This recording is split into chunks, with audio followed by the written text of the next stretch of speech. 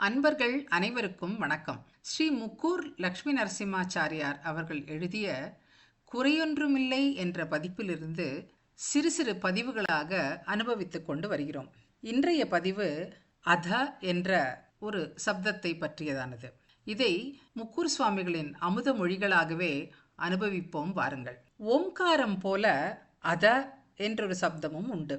இவை இரண்டும் தான் ஆதியிலே அந்த பிரம்மத்தினுடைய கண்டத்தை கழுத்தை பிளந்து கொண்டு வெளிப்பட்டன.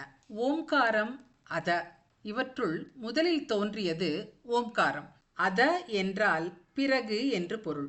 இந்த இரண்டுமே மங்களகரமான சப்தங்கள். மணவாள மாமுனிகள் என்ற ஆச்சாரியர் சொல்கிறார், வேதத்தை ஆரம்பிக்கும் பொழுது ஓம் என்று சொல்லி ஆரம்பிக்க வேண்டும், முடிக்கும் பொழுதும் அதே போல ஓம் என்று சொல்லி முடிக்க வேண்டும்.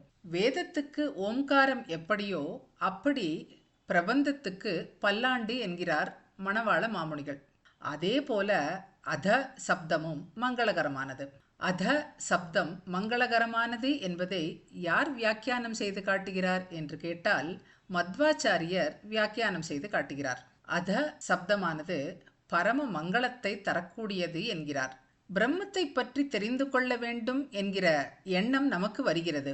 இத்தனை நாள் கர்மாவை பண்ணி கொண்டிருந்தோம். அதை விட்டு அதனால் பிரயோஜனமில்லை என்று பிரம்மத்திடம் வருகிறோம். ஒருத்தர் யஜ்ஞம் பண்ணுகிறார். 100 அஸ்வமேத யஜ்ஞம் பண்ணினால் இந்திர பதவி கிடைக்கிறது என்கிறது சாஸ்திரம். அவர் 100 அஸ்வமேத யஜ்ஞம் பண்ணுகிறார். இந்திர பதவியும் கிடைத்து விடுகிறது. ஆனந்தமான அனுபவம் அவருக்கு. ஆனால் அவருக்கும் ஒரு வேதனை. இந்திர பதவியில் இருப்பவருக்கும் ஒரு விசாரம். இந்த இந்திர பதவியில் உட்கார்ந்திருக்கும்படியான காலம் அளவு இருக்கிறதே, அது அஸ்வமேத யாகத்தில் சம்பாதித்த புண்ணியத்தின் அளவுதான். எவ்வளவு புண்ணியம் உண்டோ அவ்வளவு காலத்துக்குத்தான் அங்கே ஒருத்தரை உட்கார வைத்து அழகு பார்க்கும். அந்த புண்ணியம் போய்விட்டால் அவரை பிடித்து கீழே தள்ளிவிடுவார்கள். மறுபடியும் அவர் பூலோகத்திலே வந்து பிறக்க வேண்டும். மறுபடியும் அதே மாதிரி யஜ்ஞம் பண்ணித்தான் இந்திர பதவியை அடைய வேண்டும். இந்திர பதவி மட்டும் இல்லை, குபேர பதவி, பிரம்ம பதவி, இப்படி பலதை அடையலாம். ஆனால் மறுபடி வந்து பிறக்க வேண்டும். இப்படியே பிறந்தவருக்கு வெறுப்பு வந்துவிட்டது. எத்தனை நேரம்தான் கிணற்றில் நீரை சேந்தி எடுப்பது? மேலே வருகிற குடம் திரும்பவும் தண்ணிக்குள்ளே போய் விழ வேண்டியிருக்கிறதே. அது மாதிரி தான் இந்த ஆத்மா சொர்க்கத்துக்கு போவதும் இந்திர பதவி அடைவதும் திரும்பவும் இதே பூமியில் வந்து பிறப்பதும். ஒரு கிரகத்தில் நித்தியமே குழம்பு சாதமும் வெண்டைக்காய் கரியமுதும் செய்வார்களேயானால் அழுக்காதோ? அகோபிலமடம் 44வது பீடாதிபதி முக்கூர் ஸ்ரீமத் அழகிய சிங்கர் இப்படி வேடிக்கையாய் கேட்பார். 4 நாட்களுக்கு வெண்டைக்காய், அது அலுத்து போனால் அடுத்த 4 நாட்களுக்கு வேறு காய். அதே 4 நாட்கள் சாப்பிட்டால் அதிலே அதிருப்தி. இப்படியே புதிதாக ஏதாவது கிடைக்குமா என்று மனம் தேடுகிறது. ஒரே பண்டத்தை சாப்பிட்டு அலுப்பு உண்டாகிற மாதிரி, ஐயோ எத்தனை நாள் சாப்பிடாமல் இருந்திருந்தால் இப்படி ரோகம் வந்திருக்காதே என்று தோன்றுகிற மாதிரி பிரம்மத்தை தேட வேண்டும் என்கிற ஞானம் வருகிறது. ஏன் ஞானம் முதலிலேயே வருவதில்லை? இத்தனை பட்ட பிறகு ஏன் வர வேண்டும்? அது முன்னமேயே வந்துவிட்டால் நாம் எல்லோருமே பெரிய ஞானிகளாகி விடுவோமே. அதனால்தான்.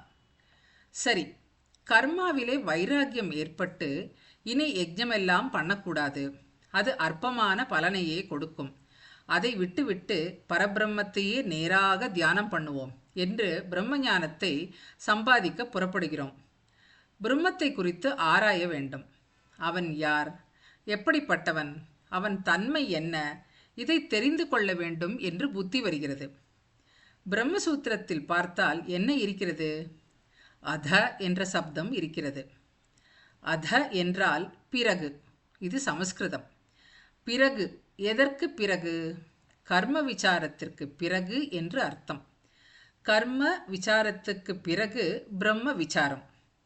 ஆனந்த தீர்த்தர் சொல்லுகிறார், கர்ம விசாரம் என்பது சாமானியம், பிரம்ம விசாரம் என்பது மங்களதாயகம். அதனால்தான் அத சப்த பிரயோகம்.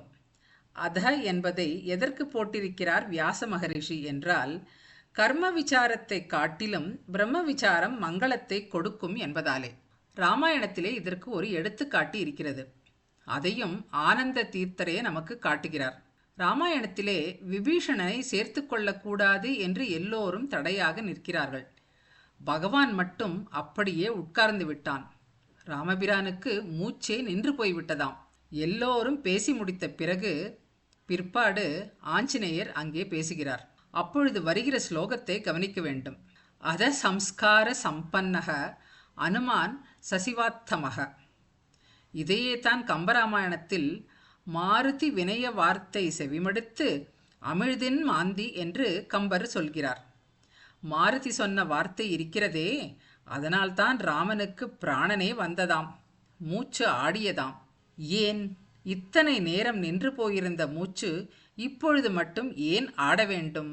வாயுவினுடைய புத்திரன் அல்லவா ஆஞ்சநேயன். அதனால்தான் ராமனுக்கே மூச்சுக்காற்று ஆடி உயிர் பெற்றானாம். மற்றவர்கள் பேச்செல்லாம் ராமனுக்கு பிராணனை போக்கும்படியான பேச்சு. ஆஞ்சநேயன் பேச்சு மட்டும் அவனை வாழ்வித்தது. வேதம் சொல்கிறது, அமங்கலமான வார்த்தையை ஒரு நாளும் பேசாதே. கேட்டேளா என்று ஆரம்பித்து சிலர் பேச ஆரம்பித்தாலே ஆபத்து. அப்படிப்பட்டவர்கள் வந்தால் இப்பொழுது அவகாசமில்லை, பிறகு வாருங்கள் என்று சொல்லிவிட வேண்டும். மங்களமான விஷயத்தை பேச முடியாவிட்டால் மௌனமாகவே இருந்துவிட வேண்டும். ஆஞ்சநேயன் மங்களகரமாக பேசி ராமனை உயிர்ப்பித்தான். அத சம்ஸ்கார சம்பன்னக. அத என்றால் பிறகு என்று சொன்னேன். மற்றவர்கள் பேசிய பிறகு அவன் பேசினான் என்பது ஒரு அர்த்தம். மங்களகரமாக பேசினான், இது இன்னொரு அர்த்தம். ஆகவே அத என்கிற சப்தமும் அதனுடன் தோன்றிய ஓம்காரமும் இரண்டு நேத்திரங்கள் போன்றவை, இரண்டும் மங்களகரமானவை. முக்கூர் சுவாமியின் அமுத மொழிகளை மேலும் அனுபவிப்போம். இணைந்திருங்கள். வணக்கம்.